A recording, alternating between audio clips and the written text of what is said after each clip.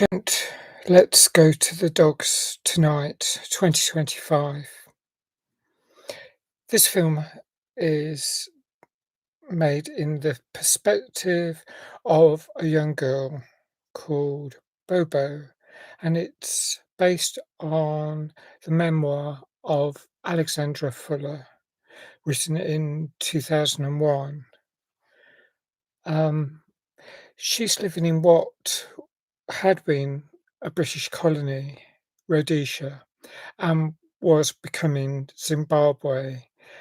And it seems to be around 1979, 1980. One of the first things I thought about was fear. Um, I felt a fair amount of sympathy for her, as it wasn't her fault. She was a young child growing up in a colony, but it was stopping being a colony. I looked it up, and um, there was the Zimbabwe War of Independence from July 1964 through to December 1979. So, hugely long war over 15 years. Um, that's um, mind-boggling, the length of um, a war that lasts like that. Um, and there's increasing tension, and this is towards the end, so around the late 70s, I imagine. Um, and there's an election coming up. I think the election perhaps happened around um, late 79 or 1980.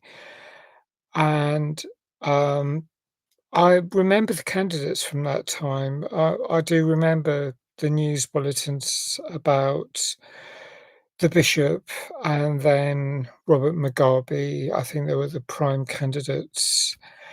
And um, I think the more moderate candidate was the bishop, and that's whom white farmers like Bobo's parents would have hoped for, because there were attacks on white farmers, and um, I mean, one of the bulletins that you can hear even in the trailer, 12 white farmers are killed. So, there were ongoing skirmishes and pretty brutal violence.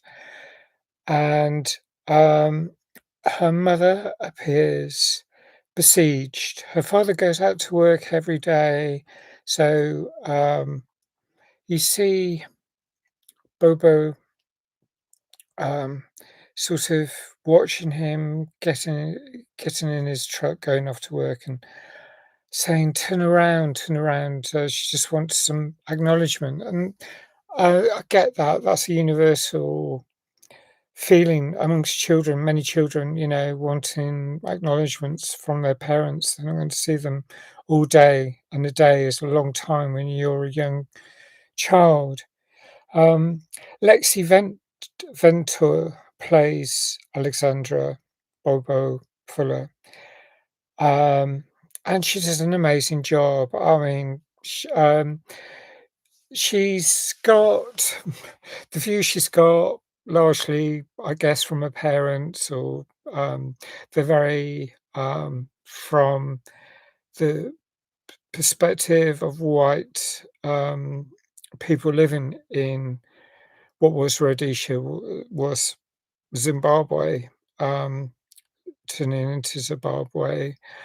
So um, one of the dialogue elements of dialogue that comes across her, she has a lot of internal dialogue, and it's like um, the African people believe they found this country first, um, and then they turned into terrorists, stuff like that, she says.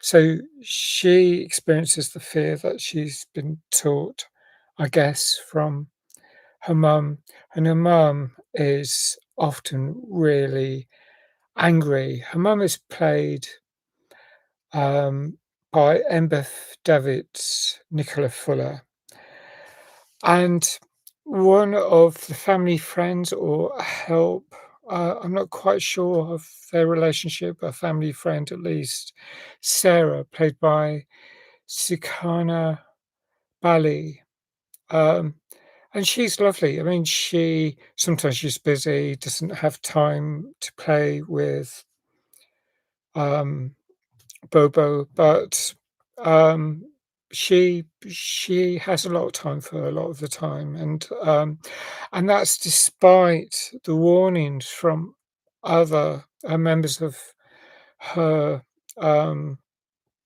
community who tell her that, "Oh, you have to watch that child. She's becoming bossy," and you can see that I mean, she's with these, black lads, and she's domineering. I mean, she's sort of been taught that she has the upper hand, it seems, or she believes. I mean, she says at one point that she's perfect, and it's like, Sarah just like, so, looks doesn't quite eye roll, but she gives a knowing look, like, yeah, that's where she gets all this confidence, and that's what she's been taught. It's like, um the sort of beginnings of, entitlement.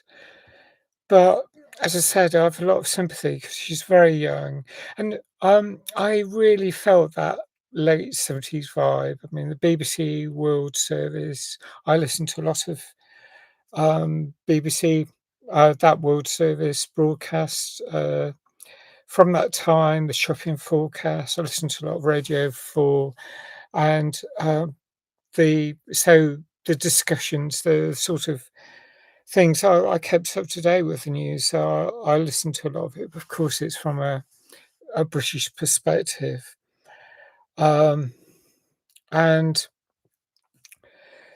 the childlike innocence, I mean, she holds on to it, but, oh gosh, the things get more and more to her head. I mean, Nicola, her mum, says, um, she will die fighting for the land because it is her land. It was paid for by her father. I mean, he lived there, he fought for it, she will fight for it, and she'll give up, and so you think it could get really awful. I mean, the sense of threat builds up. There are people who move, in. There's people telling Sarah there's eyes watching from the hills, and she'll be regarded as a collaborator, um, and, um they, of course, uh, the Zimbabweans assert their rights. I mean, they want the land. They're having an election, so I see it from their point of view. And some of them are friendly. They're not threatening to, this little girl. So there's real mix. I mean, um, her mother getting so angry. Oh, and there's landmines, there's booby traps. I mean, how difficult wars are.